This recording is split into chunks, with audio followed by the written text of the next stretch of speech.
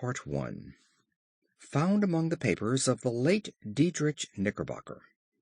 A pleasing land of drowsy head it was, of dreams that wave before the half-shut eye, and of gay castles in the clouds that pass, forever flushing round a summer sky. Castle of Indolence. In the bosom of one of those spacious coves which indent the eastern shore of the Hudson, at that broad expansion of the river denominated by the ancient Dutch navigators the Tappan Zee, and where they always prudently shortened sail and implored the protection of St. Nicholas when they crossed, there lies a small market town or rural port, which by some is called Greensburg, but which is more generally and properly known by the name of Tarrytown. This name was given, we are told, in former days by the good housewives of the adjacent country, from the inveterate propensity of their husbands to linger about the village tavern on market days. Be that as it may, I do not vouch for the fact, but merely advert to it, for the sake of being precise and authentic. Not far from this village, perhaps 2 miles, there is a little valley, or rather lap of land among high hills, which is one of the quietest places in the whole world. A small brook glides through it, with just murmur enough to lull one to repose, and the occasional whistle of a quail or tapping of a woodpecker is almost the only sound that ever breaks in upon the uniform tranquillity. I recollect that, when a stripling, my first exploit in squirrel shooting was in a grove of tall walnut trees that shades one side of the valley. I had wandered into it at noontime, when all nature is peculiarly quiet, and was startled by the roar of my own gun as it broke the Sabbath stillness around and was prolonged and reverberated by the angry echoes. If ever I should wish for a retreat whither I might steal from the world and its distractions,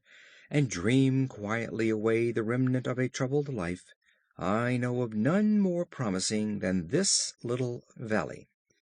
From the listless repose of the place, and the peculiar character of its inhabitants, who are descendants from the original Dutch settlers, this sequestered glen has long been known by the name of Sleepy Hollow, and its rustic lads are called the Sleepy Hollow Boys throughout all the neighboring country. A drowsy, dreamy influence seems to hang over the land, and to pervade the very atmosphere. Some say that the place was bewitched by a high German doctor during the early days of the settlement, others that an old Indian chief, the prophet or wizard of his tribe, held his powwows there before the country was discovered by Master Hendrik Hudson. Certain it is the place still continues under the sway of some witching power that holds a spell over the minds of the good people, causing them to walk in a continual reverie. They are given to all kinds of marvelous beliefs, are subject to trances and visions, and frequently see strange sights and hear music and voices in the air. The whole neighborhood abounds with local tales, haunted spots, and twilight superstitions. Stars shoot and meteors glare oftener across the valley than in any other part of the country, and the nightmare, with her whole ninefold, seems to make it the favorite scene of her gambols. The dominant spirit, however, that haunts this enchanted region, and seems to be commander-in-chief of all the powers of the air, is the apparition of a figure on horseback without a head. It is said by some to be the ghost of a Hessian trooper, whose head had been carried away by a cannon-ball in some nameless battle during the Revolutionary War, and who is ever and anon seen by the country folk hurrying along in the gloom of night, as if on the wings of the wind. His haunts are not confined to the valley, but extend at times to the adjacent roads, and especially to the vicinity of a church at no great distance. Indeed, certain of the most authentic historians of those parts, who have been careful in collecting and collating the floating facts concerning this spectre,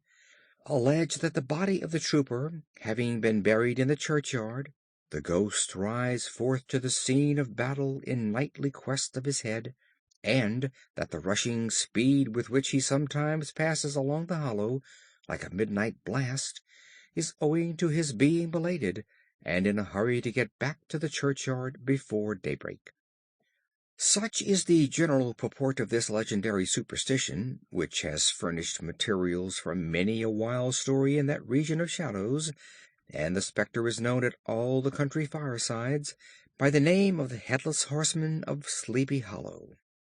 It is remarkable that the visionary propensity I have mentioned is not confined to the native inhabitants of the valley, but is unconsciously imbibed by every one who resides there for a time. However wide awake they may have been before they entered that sleepy region, they are sure in a little time to inhale the witching influence of the air, and begin to grow imaginative, to dream dreams, and see apparitions.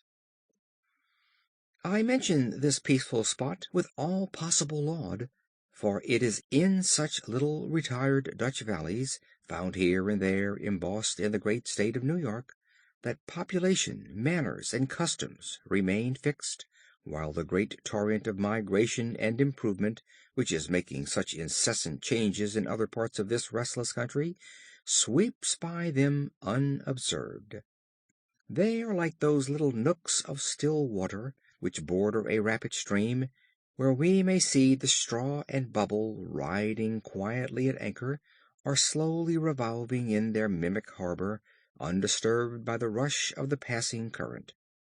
Though many years have elapsed since I trod the drowsy shades of Sleepy Hollow, yet I question whether I should not still find the same trees and the same families vegetating in its sheltered bosom. In this by-place of nature there abode, in a remote period of American history, that is to say some 30 years since, a worthy wight of the name of Ichabod Crane, who sojourned, or as he expressed it, tarried, in Sleepy Hollow for the purpose of instructing the children of the vicinity. He was a native of Connecticut, a state which supplies the Union with pioneers for the mind as well as for the forest, and sends forth yearly its legions of frontier woodmen and country schoolmasters. The cognomen of Crane was not inapplicable to his person. He was tall, but exceedingly lank, with narrow shoulders, long arms and legs, hands that dangled a mile out of his sleeves, feet that might have served for shovels, and his whole frame most loosely hung together. His head was small and flat at top, with huge ears, large green glassy eyes, and a long snipe nose, so that it looked like a weathercock perched upon his spindle neck to tell which way the wind blew. To see him striding along the profile of a hill on a windy day, with his clothes bagging and fluttering around him, one might have mistaken him for the genus of famine descending upon the earth, or some scarecrow eloped from a cornfield.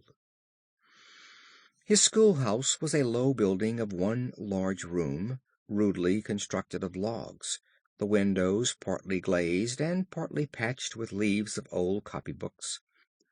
It was most ingeniously secured at vacant hours by a withe twisted in the handle of the door, and stakes set against the window shutters, so that though a thief might get in with perfect ease, he would find some embarrassment in getting out,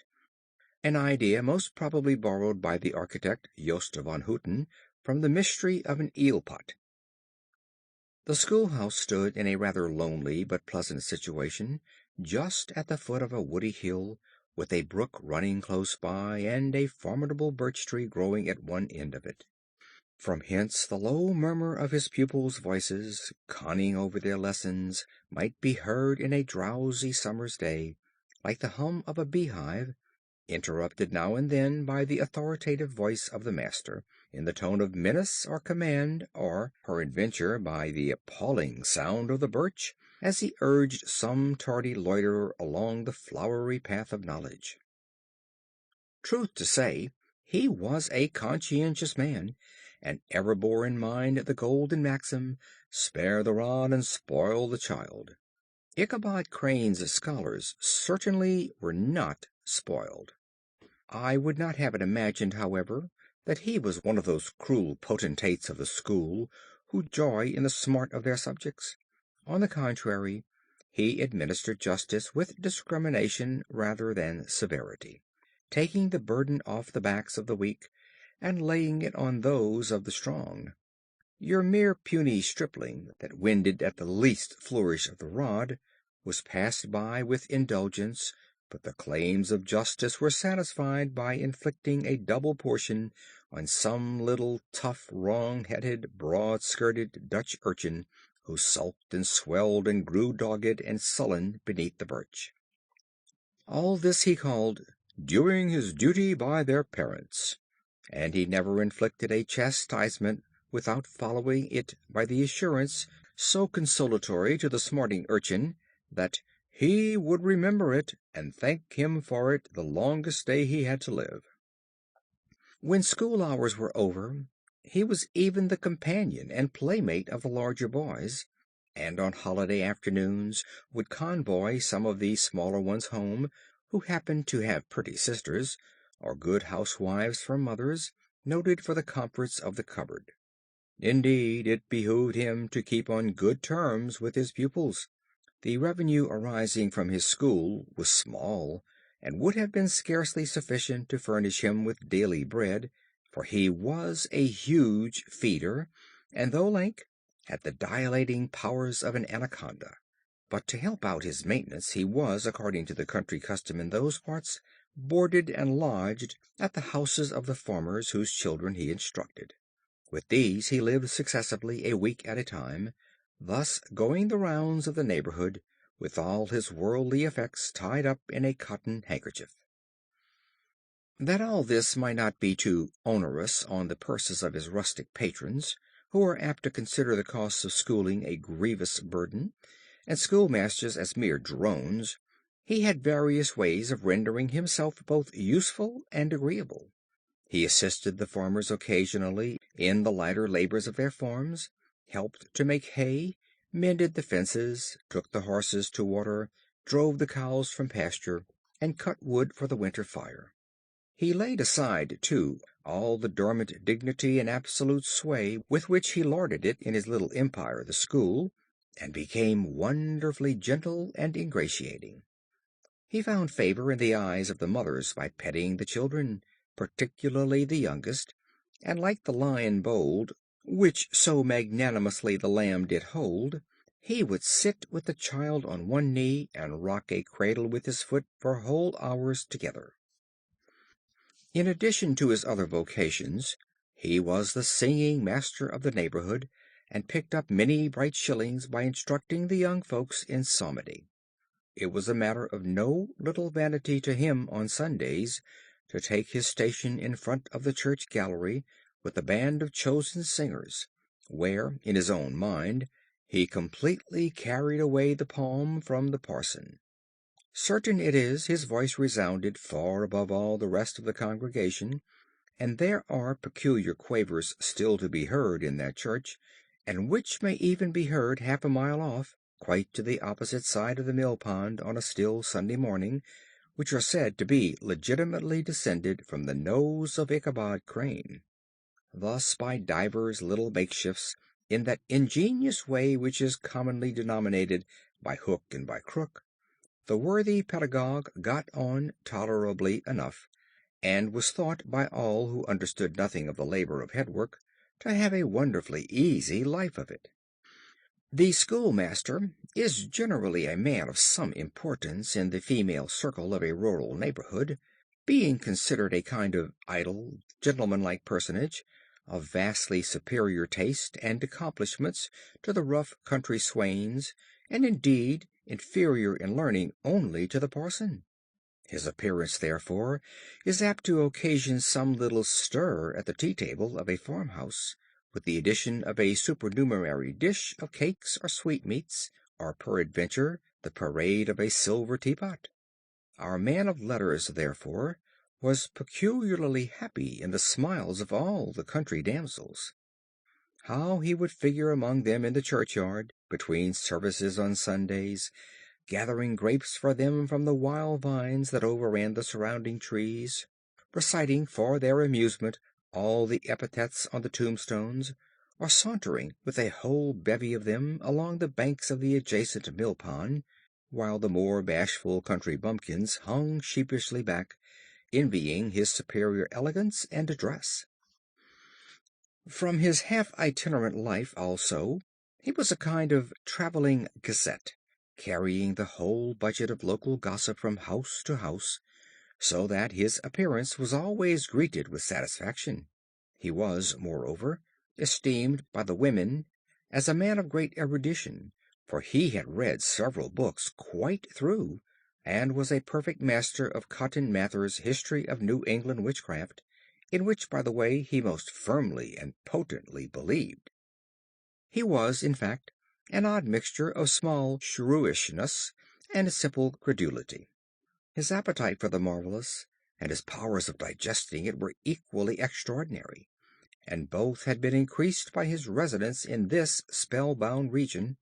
No tale was too gross or monstrous for his capacious swallow. It was often his delight, after his school was dismissed in the afternoon, to stretch himself on the rich bed of clover bordering the little brook that whimpered by his schoolhouse, and there con over old Mather's direful tales until the gathering dusk of evening made the printed page a mere mist before his eyes. Then, as he wended his way by swamp and stream and awful woodland to the farmhouse where he happened to be quartered, every sound of nature at that witching hour fluttered his excited imagination. The moan of the whippoorwill from the hillside, the boding cry of the tree-toad, that harbinger of storm, the dreary hooting of the screech-owl, or the sudden rustling in the thicket of birds frightened from their roost. The fireflies, too, which sparkled most vividly in the darkest places, now and then startled him, as one of uncommon brightness would stream across his path, and if by chance a huge blockhead of a beetle came winging his blundering flight against him, the poor varlet was ready to give up the ghost with the idea that he was struck with a witch's token. His only recourse on such occasions, either to drown thought or drive away evil spirits, was to sing psalm tunes, and the good people of Sleepy Hollow, as they sat by their doors of an evening, were often filled with awe at hearing his nasal melody, in linked sweetness long drawn out, floating from the distant hill or along the dusky road.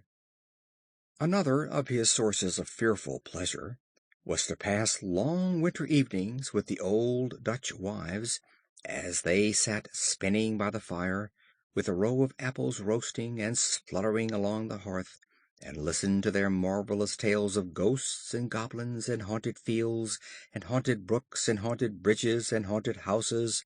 and particularly of the headless horseman, or galloping Hessian of the Hollow, as they sometimes called him. He would delight them equally by his anecdotes of witchcraft, and of the direful omens and portentous sights and sounds in the air,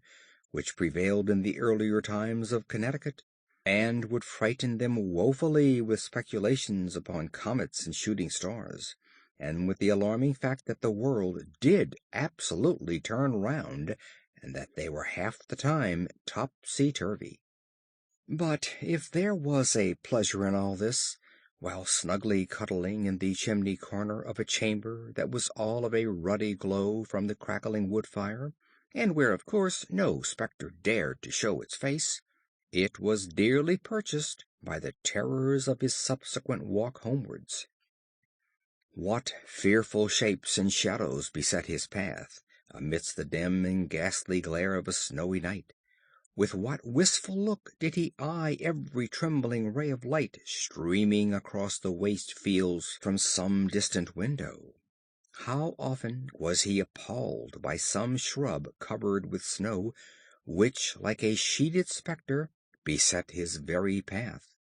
How often did he shrink with curling awe at the sound of his own steps on the frosty crust beneath his feet, and dread to look over his shoulder, lest he should behold some uncouth being tramping close behind him. And how often was he thrown into complete dismay by some rushing blast howling among the trees, in the idea that it was the galloping Hessian on one of his nightly scourings. All these, however, were mere terrors of the night, phantoms of the mind that walk in darkness, and though he had seen many spectres in his time, and been more than once beset by Satan in divers shapes in his lonely perambulations, yet daylight put an end to all these evils, and he would have passed a pleasant life of it, in despite of the devil and all his works,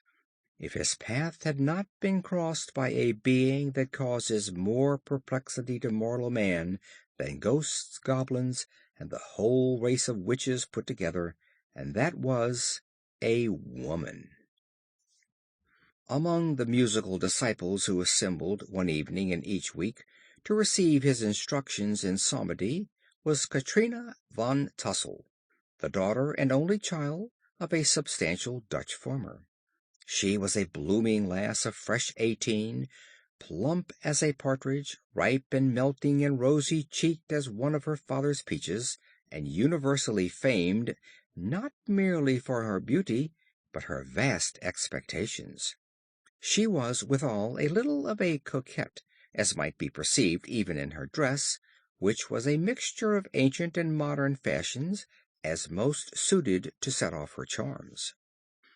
She wore the ornaments of pure yellow gold, which her great-great-grandmother had brought over from Sodom, the tempting stomacher of the olden time, and withal a provokingly short petticoat, to display the prettiest foot and ankle in the country round. Ichabod Crane had a soft and foolish heart towards the sex,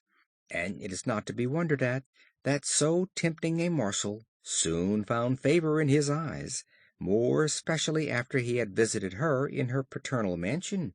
Old Baltus von Tussel was a perfect picture of a thriving, contented, liberal-hearted farmer.